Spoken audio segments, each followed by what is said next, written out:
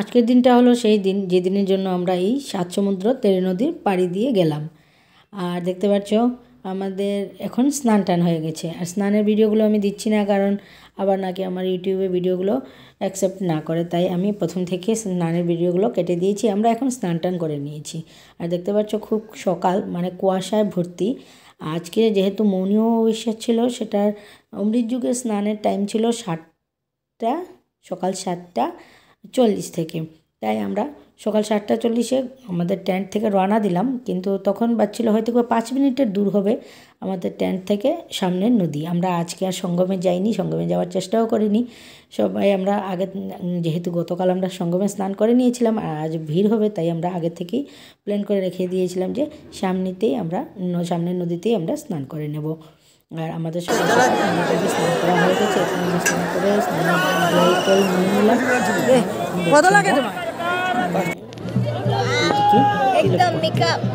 সবাই যার যার ইচ্ছে মতন কে কী পড়বে তুলে পরে নিল।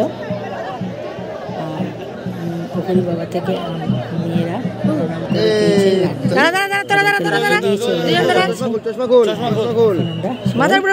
করে আমাদের টেন্টে এখন লিখেছে, কেউ মহাকাল লিখেছে, কেউ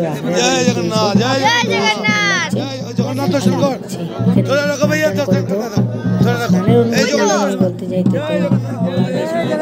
এতই ভালো লাগছিল, এতই আনন্দ, পবিত্র মনটা সত্যি। মানে স্নানটা, কুম্ভ স্নানটা যেভাবে বলে সেভাবে স্নানটাই এত মাহাত্ম্য। স্নানটা করলে এত পবিত্র লাগছিল, এত নিষ্পাপ লাগছিল, এত শান্ত লাগছিল মনটা। শুধু আমি নিজেকে দেখছিলাম আর দেখছিলাম ভগবানকে।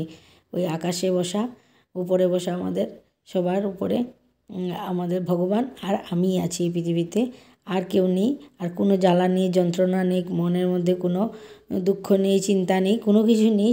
এতই ভালো লাগছিল, স্নানের অনুভূতিটাই অন্যরকম। তারপর আমরা একটু ভাজা কুড়মুড়ি নিয়ে নিলাম। এখানে ওরা সামনেতেই ভেজে দেয়। এগুলো লোকাল প্রোডাক্টগুলো, বাদাম, চানা, ছোলা, চাউল আর কর্নফ্লেক্স দিয়ে ওরা সুন্দর করে ভেজে একটা ঝালমুড়ি বানিয়ে দেয়, খুবই টেস্টি। আমরা একবার খেয়ে নিয়েছিলাম, যেহেতু গরম গরম ভাত ছিল। তারপর তো যে কদিন ছিলাম আমরা অনেকবারই এটা খেয়েছি। আর তাও আবার আসার সময় ট্রেনে খাওয়ার জন্য এটা প্যাকিং করে আবার আমরা বানিয়ে নিয়েও এসেছি। 2 দিন রেখে আমরা খেয়েছিলাম। তারপর তো আমাদের সবাই আমরা মিলে টেন্টে চলে গেলাম। আর দেখতে পাচ্ছ সকাল সকালে অনেক লোকের ভিড় এখানে। না মৌনী স্নান, না অমাবস্যা, না পূর্ণিমা, না পঞ্চমী, এখানে এমন কোনো স্পেশালভাবে যে ভিড় হয় ওই দিনই ভিড় হয় তেমন না। 45 দিনের 45 দিনই ভিড়, না দিন না রাত। রাত 12টায় যেমন ভিড়, দুপুরে 12টায়ও তেমন ভিড়। আর যেদিন মহাস্নানের যুগ আছে সেই দিনেও ভিড়, ওই দিন ছাড়াও ভিড়। ভিড় এখানে আছেই। লোকজন এত কাতারে কাতারে আসছে আর স্নান করছে, কিছুজন থাকছে। আর বেশিরভাগ লোক তো এসে স্নান করে আবার সাথে সাথে চলেও যায়।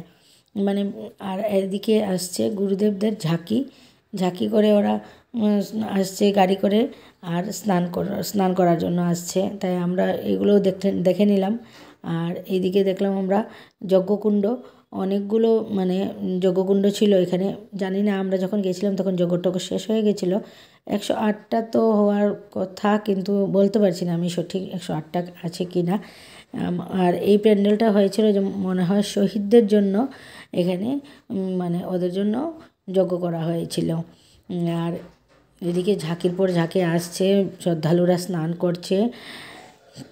এত ভালো লাগছিল সেখানে, পরিবেশটাই অন্যরকম। আর আমরা সবাই স্নান টান করে চলে গেলাম টেন্টে।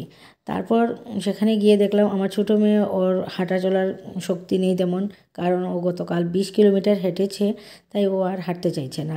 আমার হাজব্যান্ডও বলছে না, সকাল সকাল উঠে স্নান করেছি, এখন আমার ঘুম পাচ্ছে, আমিও ঘুমোবো। আর আমার দিদির ছেলেও বলছে ও ঘুমোবে। তারপর শেষ রইলাম আমি, আমার ছোটো কাকা, আমার বড় মেয়ে আর আমার কাকাতো ভাই। তাই আমরা 4 জন ডিসাইড করলাম যে ঘুরতে যখন এসেছি এখানে ঘুমিয়ে না থেকে একটু ঘোরাঘুরি করে নিই। যেহেতু আজ আর আমাদের কোনো কাজকর্ম নেই, আমাদের 9:30 10টার ভিতরে আমাদের স্নান টান করা হয়েছিল। আর টেন্টে গিয়ে আমরা যে মুড়ি, চিড়া, ছাতু এগুলো নিয়েছিলাম, সেগুলো আমরা মেখে টেকে খেয়ে নিয়েছিলাম। খেয়ে আমরা বেরিয়ে পড়েছি, আর ওরা ঘুমিয়ে পড়েছে টেন্টে। আর তাহলে আমরা নিশ্চিন্ত, আমরা আজকে পুরোটা দিনই ঘুরতে পারবো, কারণ আমরা এখানে আজকে থাকছি, কোনো কাজ নেই তেমনভাবে। আর আমরা ঘোরাঘুরি করে আস্তে আস্তে আমাদের হয়ে গেল বিকেল 5টা। আমরা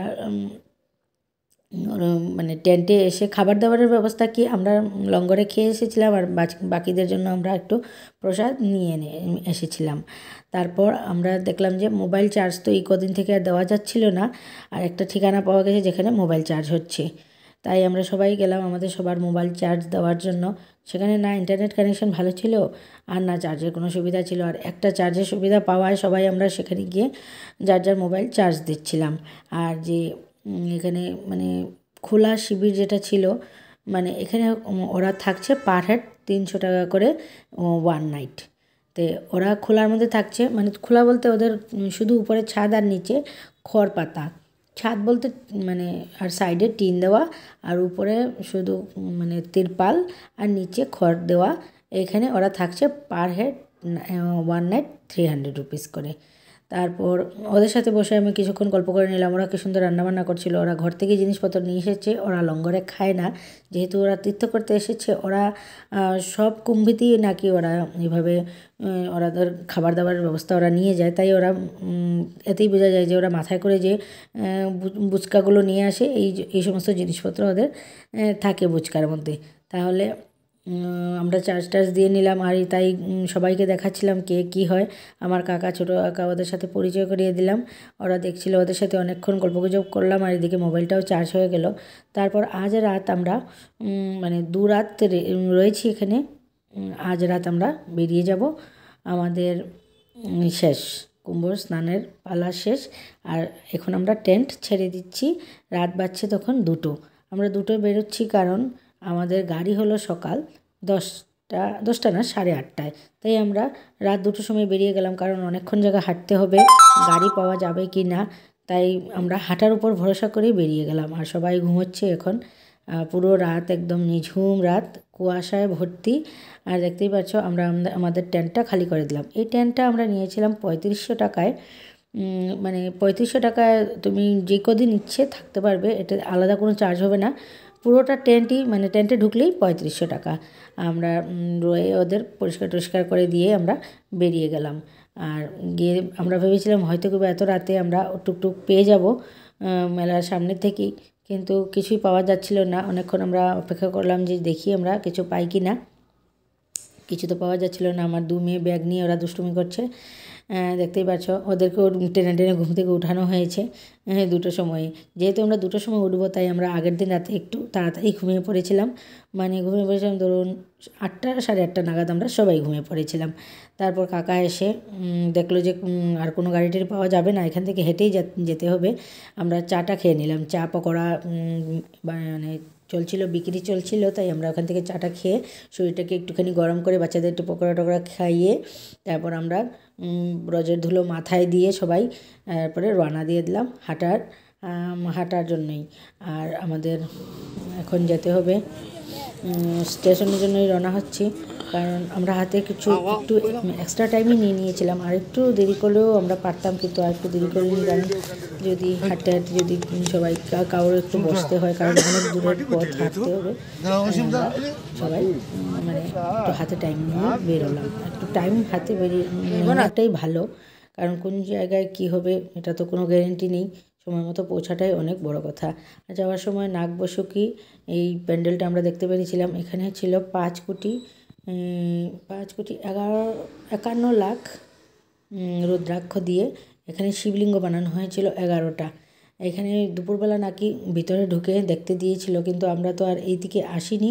আমরা আসার পথে এটা পেয়েছিলাম, এই প্যান্ডেলটা খুব সুন্দর। এখানে ত্রিশূল টিশূল দিয়ে আর মানে রুদ্রাক্ষ দিয়ে সাজানো ছিল। এই যে দেখতে পাচ্ছ ছোটো ছোটো মানে যে সাইডের দিকে এই যে দেখতে পাচ্ছ ছোটো ছোটো স্তূপগুলো, এগুলো সব রুদ্রাক্ষর মালা দিয়ে ঝোলানো। 11টা স্তূপ ছিল, মানে শিবলিঙ্গ ছিল, স্তূপ বলছি আমি, ভুল করছি। শিবলিঙ্গ বানিয়েছিল রুদ্রাক্ষ দিয়ে, সুন্দর দেখতে, খুব ভালোই লাগছিল। দিনের বেলা খোলা ছিল, কিন্তু আমার মনে হয় না দিনের বেলা যে এতটা খুলে রাখবে, কারণ এত লোকের সমাগম, সবাই যদি ঢুকে পড়ে সবগুলো ঝুঁকে তাহলে দেখা হচ্ছে নেক্সট ব্লগে।